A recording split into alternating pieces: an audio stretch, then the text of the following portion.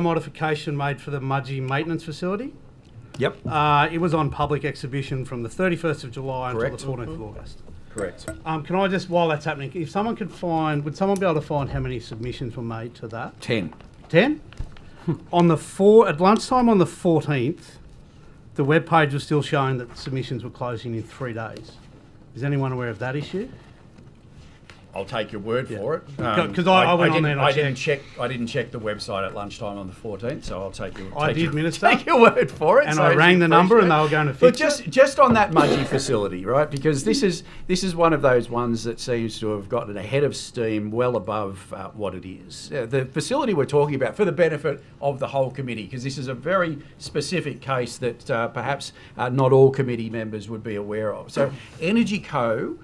Submitted a modification application for the Central West Arana Res Transmission Project to construct a maintenance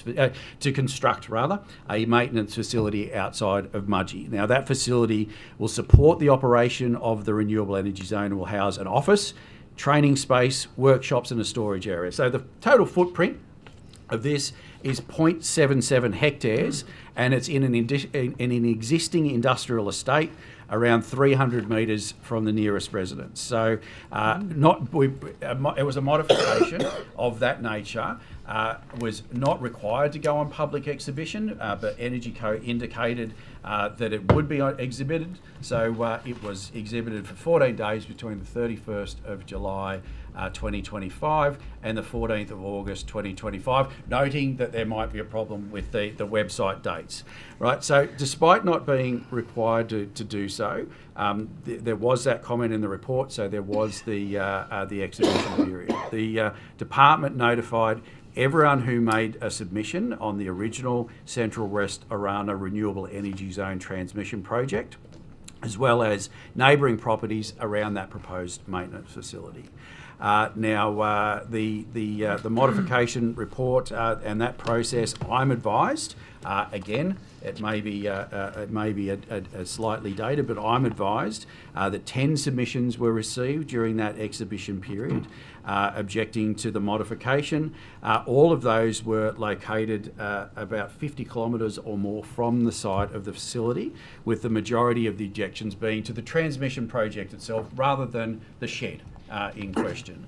The local council, which is the Mid-Western Regional Council, commented on the modification, noting that the site was appropriately zoned for use and requested additional contributions for the council. Okay. Minister, my questions are not so much about the project, but the process, and using this one as an example, because as you were, they had 14 days to respond to this, which for people who are generally farmers, they're working full-time in a way that most people wouldn't understand what full-time meant, yet they have 14 days to assess, read these documents. Now, I can tell you the social impact assessment alone was 62 pages.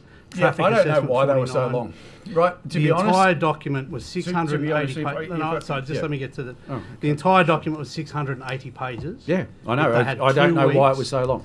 2 weeks to read these, understand them in a language that they're not used to, and put in a submission. Do you think that's a fair amount of time for people to do that? I said I don't know why Energy Co put forward so many technical matters and in that modification. There was a high level of detail and specialist assessments that would not normally be expected by the department, or if this could have gone to the council. Right, this was of a size and scope that could have and probably should have gone to a council for assessment. So I can't explain, and perhaps when Energy Co might be before this august committee or another one, they might be able to shed some light on why they took that approach. But I would point out that the modification report did include a summary of the application and its potential impacts to assist stakeholders in reviewing the application. Okay. The length of it, I don't know. So to be honest, I don't know. Still on those timeframes, have you seen recent reports from councils in the Central West calling for local government to have more of a say on state significant developments? Look, I see reports from councils asking for more involvement in state significant development, whether it's a state-led rezoning around Wallara train station, for instance, or it's someone in the Central West. And I think that generally they're often from councillors rather than council officers, and there's often a separation, right? So there's often it's councillors who try and make a political point, and council officers who work in with the department and are well known to the process and understand that just because they haven't comprehensively gotten every little bit of information in their first submission, they understand that they can put in subsequent information and that is considered as well. Minister, council have 28 days to respond to EIS statements, for instance. Well, they can be more. We're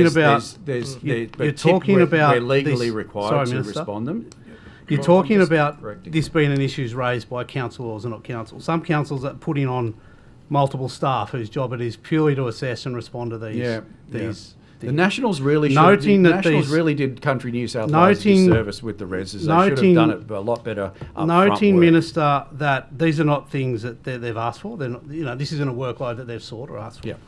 I'm just wondering, Minister, this is an additional cost on ratepayers. Do you support calls for an increase, at least on these minimum exhibition periods? Look, minimum is a minimum for everyone, right? So if you increase it, you increase the minimum for things that probably are even over-serviced by the level of time that might be required with these sort of things. Again, perhaps Mr. Gainsford can shed some light, but on some of the details of how the assessment process works. However, it's not universal that 28 days is the only length of time. I've extended many. The Secretary's extended many.